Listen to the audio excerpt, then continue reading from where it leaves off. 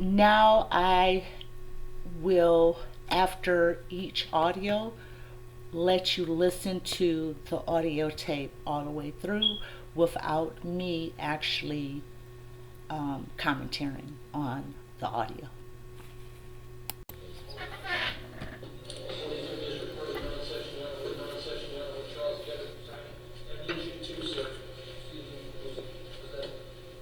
Now, this is at the 43rd District Court, and this is the second hearings on a motion to bring the second attorney in for a Gingrich questioning of how my signature got on a guilty plea and how he pled me guilty. All right. I've read all of the briefs submitted, including Mr. Nelson's response to the people's brief that was filed this morning. As a result of that response to the people's brief, I've looked at some file material pertinent to the issues raised. I believe I'm fully ready at this time to proceed. Mr. Nelson, anything further? Yes, Your Honor. The first thing I'd like the court to do, the last time we were here, the first time we were here, we talked about returning Mrs. Sproul's property, and the only thing the court talked about was whether or not you should turn her loose on the street with a gun when she's on probation. And the law is clear. You can give her gun to someone else, and that's what should be done in this case.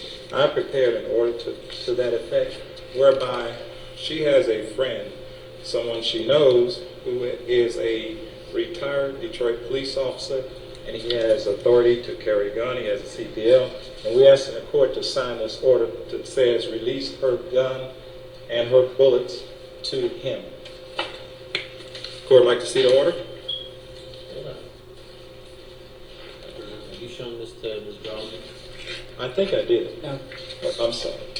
I thought I did. Thank you.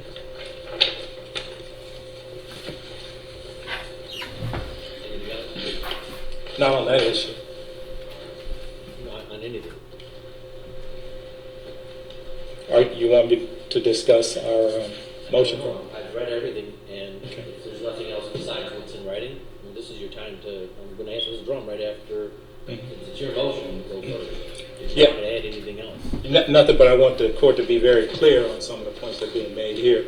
What I've said in this response today, I'll start from the bottom since I know that. I've read what's in here, so I don't need to go have that. You don't need to go over it. Okay. And I'll be asking questions of both parties. Once, if there's anything else either of you want to add, you both have that opportunity. Okay. Then I'll just wait until the court. Ms. Drum, anything else? No, Your Honor. All right. Starting in reverse order with the response filed today, Mr. Munson, I did, as a result, take a look at the transcript that we have on the March 12th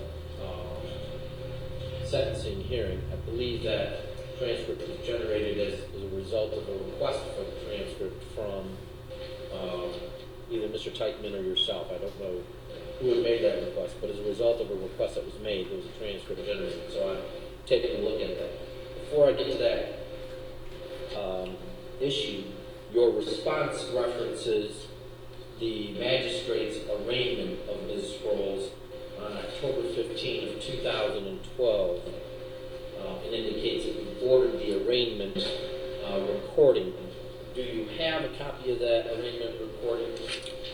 No, Your Honor, do not have a copy of that because when I made the request, I had actually, it wasn't very well written. I asked for the arraignment tape and also for the sentencing tape, and they construed that to be the arraignment that was, I guess, on a probation violation that occurred on March the 12th.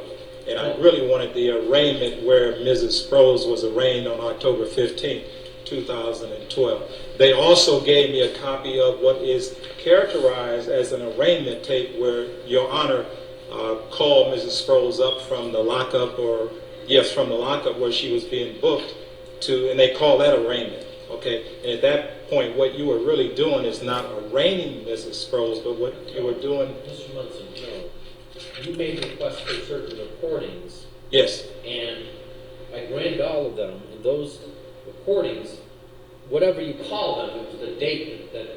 Yes. So if you ask for a recording on a date, you get that date, you get that date, you get that recording, no matter how you characterize it. So even if it was inaccurately characterized, if we have a recording made on a case that date, so even a recording, a request for an arraignment by the judge on a date, but it wasn't the judge that did it, I still approved it as an attorney of record, an officer of the court, having signed that you promised that it would not be misused and not turned over and not put on the internet.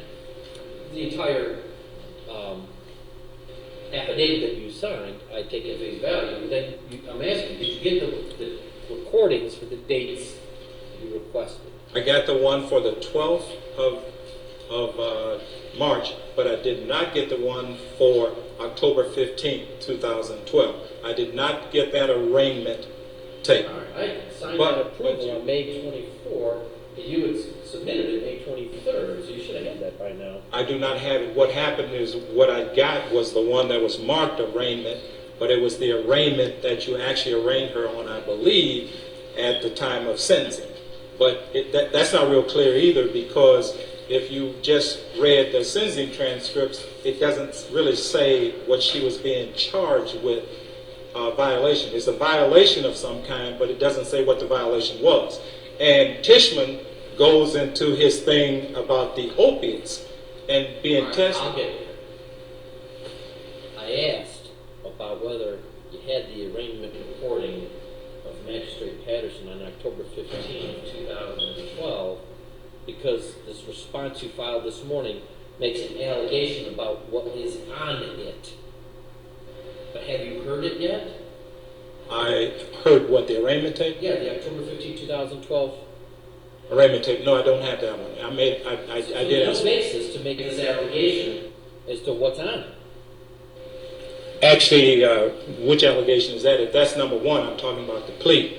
I got Paragraph 4. On October 15, 2012, I'm just reading from what you filed this morning. On October 15, 2012, the arraignment tape, that is really not an arraignment, but a reprimand by the court for her bad behavior and not wanting her fingerprints taken and arguing about her constitutional rights.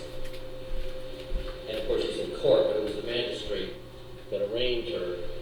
And I do see that that was done on October 15 of 2012. That's why I asked if you already had the recording, listened to it. Therefore, we're filing this document with the court saying, Judge, this recording is a recording of the magistrate reprimanding her for bad behavior, not being an arraignment. But you don't really have a basis yet to make that statement. No. I'm not saying that the magistrate reprimanded her. I'm saying that the court reprimanded her.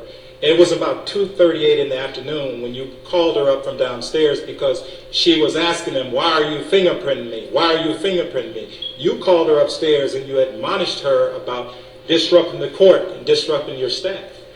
That is what I have. October 15 of 2012. Absolutely, Your Honor. I have that tape. Okay. And I've looked at that tape. I do not have the recording that happened earlier in the morning where she was making all the fuss about her constitutional rights and what was she being booked for? Was she being arrested? That's the one that you said that you heard the ruckus downstairs and you heard her disrupting the court. That one I don't have. That's the one that you referred to when you called her upstairs and you talked about her bond conditions and whether or not you'd raise them, and you told her to be quiet, and eventually she did shut up and you let her go. That's the one we don't have. All right. Now, you know how loud someone has to be for us to hear this program? Because that does happen from time to time. That somebody's so disruptive downstairs, it's right below us, it's right underneath us, and that it actually interferes with court proceedings. And you're saying that happened with her on that date, and if I look at that, it'll refresh my recollection that that's one of those cases? You probably remember that. I mean, you'd be surprised, you know. You probably remember it. I would remember it because she was really cutting up. Because she did not know, in her mind, why she was being arrested. She did not know why they were taking her fingerprints, and all that stuff happened at that time. Okay, so now I She didn't- understand the basis for that statement. Right. With regard to the reference by Mr. Teichman to the opiates, in fact, what her counsel was accurately pointing out is that the Booker County Pretrial Supervision Unit did report that a test of February 11, 2013 was positive for opiates. He was right about that. And he was also right to correct the record and say, Judge, that's because she's got a prescription for Vicodin in it, which rendered that whole issue moot. Had he not done it, she could have been subject to being found in contempt for having taken opiates when she was not supposed to be taking opiates. And apparently may not have made the testing agency aware of her prescription, because they always note that when they do. Fortunately for Ms. Sproles, her lawyer made sure to clear that up and render it a non-issue. What date was that, Your Honor, that she tested positive? Well, this says it was a test date of February 11, 2013. Test result positive for opiates in Madison Heights Jams, received on February 18. And then, per James, defendant has a prescription on the file. He was making sure that that was not being used against her, which then clearly it wasn't. Okay. All right. So we come to the law cited by both parties on the underlying issue with regard to the request to set aside the plea of guilty. I have to say, first of all, People versus Loon, 391 Bish, 832, 832, 832, 832. Do you have a copy of that opinion? I think I might have attached it to. I attached one copy to the. No, not People It's not- versus Loon. Okay, I don't have That's it. important because the excerpt in the brief is much, it claims that the holding of the case, the characterization, if I take that, it's much broader than the issue here. What you put in the brief was a hearing's warning where there's disputed material facts regarding the claim. So I needed to find out what that was about, and I could not get a copy of that opinion. It does not exist on Westlaw. We don't have a full library here that has all of those opinions. So do you have a copy of people? I'm not sure if I do or not. It would take me quite a while to try to get it because I. Didn't you have it when you cited Oh it? yes, either I had it or I took it from someplace else. But if you took an excerpt, it may not be applicable. Okay. Well, And I think that the opinion Yeah. does exist, because I was able to do a key cite on it. It's just not on Westlaw. is that in my motion to withdraw the plea? Yes. So I need to see a copy of that opinion in order to understand whether or not it is applicable to the argument being made, because based upon your argument in citing it, it isn't. And I couldn't get a copy myself to read. And I even had representatives from Westlaw apologizing they didn't have it on their database, since I've not encountered that before. It was not on Lexis either. I looked all over to try and find this case and could not find it. But I got a key site on it where that does have that site. It does say 391 mission 32. It would not come up like that. I don't know if I have it or not. I have a bunch of cases and they're all over everywhere. All right.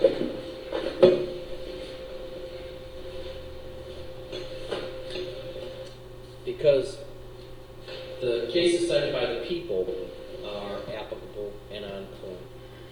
That the effort to attack the plea to seek to set it aside,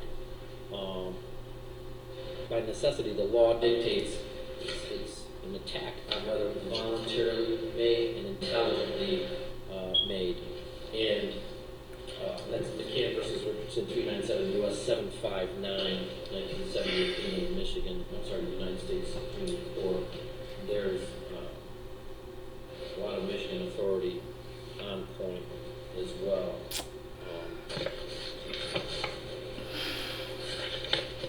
At the last hearing, we reviewed the video of the plea itself.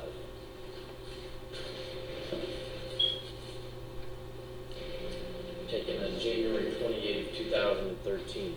All of us watched and listened to that plea. And it was clear from that record that Ms. Sproles understood the plea, had read the proposed plea, had read the advice of rights. This is her testimony. And so she either committed perjury in her sworn testimony or she was telling the truth. I choose to believe she was telling the truth and not committing perjury, since that would be far more serious.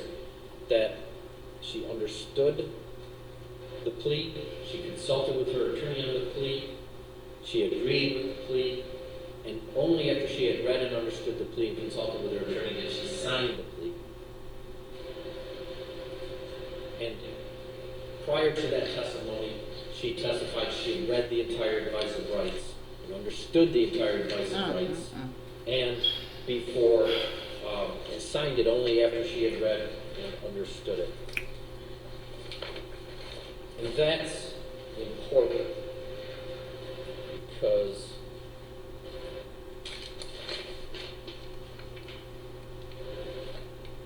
she claims now that she only signed the plea based upon some unspoken promises not on the record made by her lawyer at that time, Mr. Teichman, to her. But her testimony was there were no such promises, no threats. She even reacted when she watched herself say that last time we were all here watching it. As though she were reacting to another person testifying. But it was clear on January 28th, and if you recall that recording, she knew what she was doing, she understood what she was doing, and she wanted to do it, having had no threats or promises made. But to now come in and say that we should proceed with an evidentiary hearing. You'll recall that I had asked if that's what you were asking for.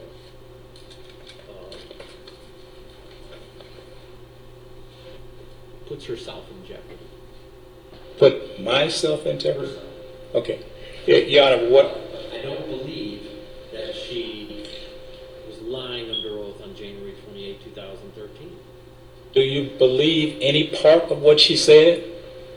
That On January Mr. 28, 2013? Yes, that Mr. No, I don't believe what she said. Okay, fine. Did you ask the first thing you did on January, about the first or second thing you did on January 28, 2013, is you asked Mr. Tishman, had he signed that document that day, if I remember correctly? And he said yes. And I think I've indicated, and you have the document, I'm sure, where the signature, the original date has been blacked out for where the attorney would have signed. The original date for where the court signed was blacked out. Then I believe the advice of rights is on the other side of that form, and the original date is blacked out. It's right here. It's right here. That date is blacked out. That's it. I wrote the wrong date. I did that because the city attorney had put the wrong date on it. And so I used my stamp right here because it was happening right here, January 28th, and therefore needed to have the correct date. And Same thing here because the advice of rights is wrong that too. was Ms. Drummond and Mrs. Sproles. Somebody had not put the accurate date. Ms. Sproles testified. She read and signed this January 28th. So to ensure we had that accurate, Okay. I wrote the date on the advice of I rights. used that magic marker, and that stamp, after it was established in this courtroom, on the record, on that date and time, that that's what occurred on January 28, 2013. One would not want the wrong date on the plea agreement, on the plea form, after it's established with the the right date is that it's occurring. You agree? Okay, that's correct. But what about the signature on there for the attorney for the defendant? We all watched that. Watched what? The last time we were here, we all watched I the didn't know. recording of Ms. Sproul's testimony on the plea. Yeah, I understand that part, but what I'm getting to now is the attorney of record. The attorney signed that document. The signature of the attorney. I'm asking the court to, whose signature is that? You talking about Mr. Tishman's? Or not? Yeah, Mr. Titchman. Titman, I recognize your signature, and I recognize that signature as not being his. I watched him sign it. I don't think it's necessary to go into any of that. Either Ms. Sproles committed a felony subject to 3 years in prison of perjury on January 28th, or she didn't. I choose to believe she didn't. Thank you. Well, therefore, there were no promises made. For me to go forward, the evidentiary hearing, and have her attorney on the stand, should he come in and say, oh, I made all these promises, and I told him to just lie to the judge, would be a bad thing. I don't think it really helps her to even go there. I don't believe if we did that, that's what Mr. Teichman would say. Everything I saw from Mr. Teichman, he did a phenomenal job for her. He was honorable. He was prepared. He knew when he had to address something to ensure a good record. So I highly doubt a hearing would substantiate her claim, but if it did, puts her in jeopardy. We don't want her in jeopardy, Your Honor. I don't either. So in that regard, I believe that the plea was knowingly, intelligently, voluntarily made without threats or promises, and therefore, on that basis, deny the motion.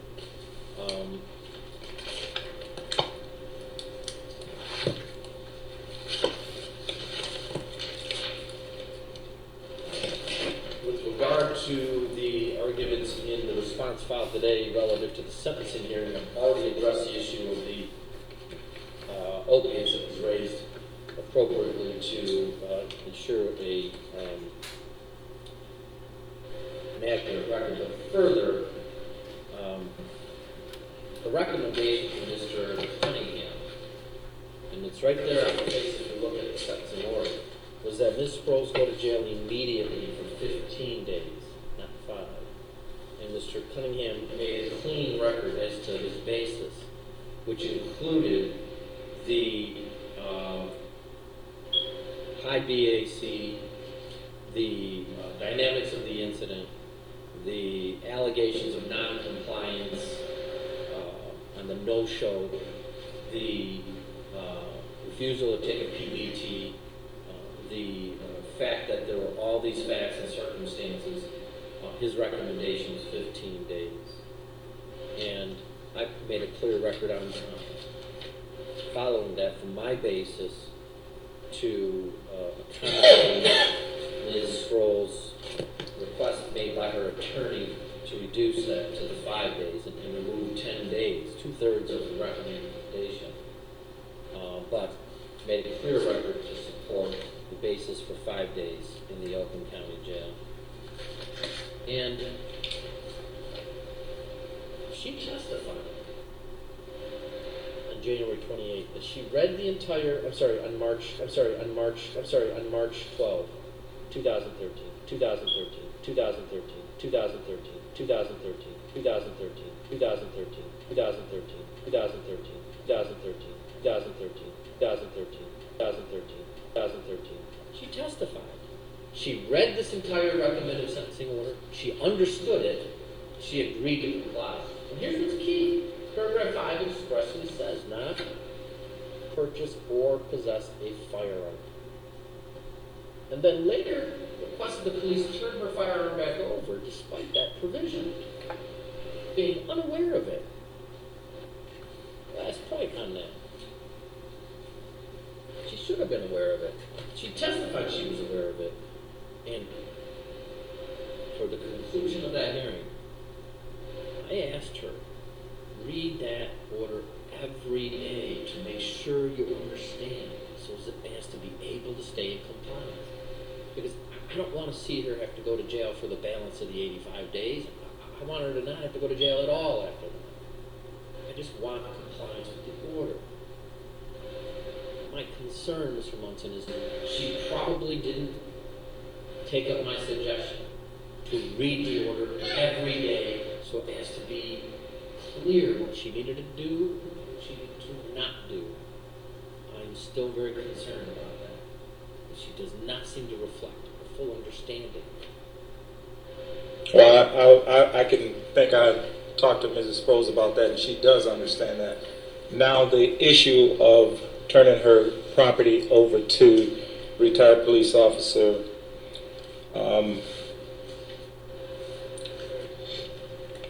Gary Jones. Have you shown this to Yes, I have. Ms. Drum? Have you read it?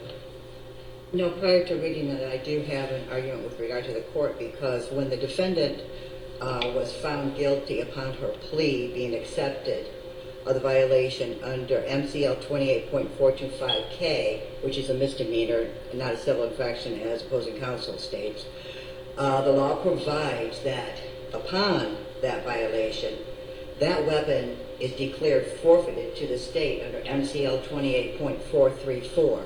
So she cannot get return of that weapon at this point or at any point based upon the mandatory provisions in the statute.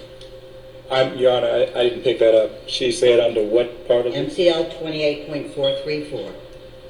And it's 434A if it's a city police department. May I see the copy that you have? It's my notes. Well, actually, I don't. All right, so you're not stipulating to the No. entry of the order for the gun to be turned over to this other individual? I can't. I would be violating state law. I'm not real sure about that, because she's also indicated that state law says that if Mrs. Sproles is tested with the blood that's drawn by the people, then she has to take that same sample to her independent person, and I have not found anything in the statute that says that. So I put that in the same category with what she's saying. I don't believe that. And if she has any of that, I'd like to take a look at it. And I'd like for the court to take a look at it before you make a decision if you're inclined to do that, or give her a property back. At this point, city attorney is not stipulating the entry of the order. I don't have that individual in here to testify as to who he is, what his fiduciary responsibilities would be, and how he would undertake them. And on that basis alone, I'm going to deny the request. And if in fact, I don't have this statute memorized. I've read this material before. It does sound like that's accurate, but I'm not going to rule on that basis because I would need to then go back to take a look at it. I don't have a basis, as a matter of fact, to grant the request. Yeah, all right, if we can review the statute, and then if I can get Mr. Jones to come in here and testify, would you take that as some more information that you might be able to give her gun back? Because the statutes that I presented are very clear, and the case law is very clear that once the evidence is no longer used, she gets her property back. There have been cases where people are incarcerated in the Michigan Department of Corrections and they have their property back. Because once the evidence is not used... Yes, absolutely. Guns, knives, money, anything, cars, anything, unless it was used and they forfeited it at the time. There have been no forfeiture procedures for as far as this gun is concerned. I sent a discovery request. I said, where is the gun? The gun is in the police department, Hazel Park Police Department. All right. I'm denying the request, but not with prejudice. So certainly, if you have a basis to file a specific motion for entry of that order and can support that with law, that provides an opportunity for the people to respond, presumably to cite the law that she has here, and then that'll give you and I the opportunity to read what she's referencing here, and if it then warrants consideration of a factual support, I could schedule a hearing. So I'm certainly not going to forego that. And what I'm going to do, Your Honor, once I review the statute, if the statute is completely against Mrs. Sproles, then I won't be back. Right, exactly. But if it's not, then I will be back. Right. Okay. Thank you. Yeah, so you're right to do that as president. And Your Honor, I've been doing this for a long time, but I've never seen the statute that Ms. Drum is talking about that says that somebody who gets their blood tested has to use that same blood to go test it independently. So if she references it, it may be a mistake because I've looked at the statute, I've never seen it. I've never seen it. That issue is not relevant to today, but I do recall at the last hearing that you had made an argument, I don't have anything more than an argument, that she had gone and had another blood test done that was something like 16 hours later, which even right on the face of it, one would expect the BAC to be below limit by that time, just as a matter of fact. But, Yeah, I understand what the court is so the saying. issue never really. And I will close it off. I understand. I accept everything you said. I appreciate what you've done. But I would also say this. The reason why I want the arraignment tape, because if Mrs. Sproles blew a .15, you'd be able to see it on the arraignment tape. You'd be able to see it. I would expect by the time she came back up here at 2 o'clock in the afternoon, if she had blown a .15, you would have been able to tell. Yeah, I don't know that to necessarily be the case. I don't even. All right. Anything else? No, I'm Just for the record, I want to make the record clear on it. First of all, it's a mistake by defense counsel with regard to my argument. My argument is when the defendant does not consent to a chemical breath test by the police department, she is no longer allowed. That was my argument.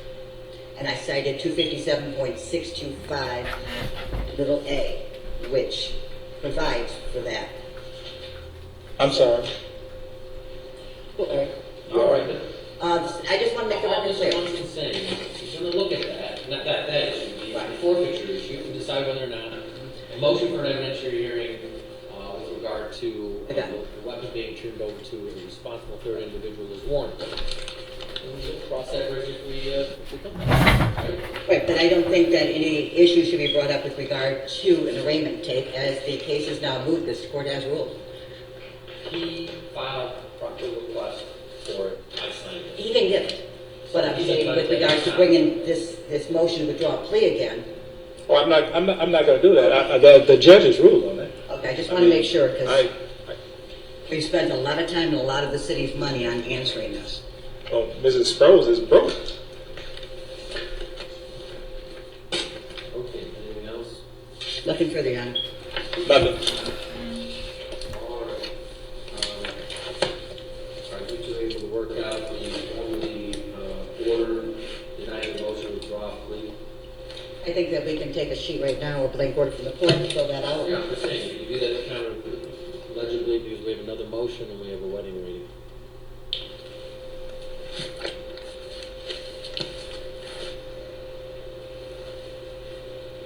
Anything else? No, I'm fine. Anything else? Nothing further. Okay, thank you.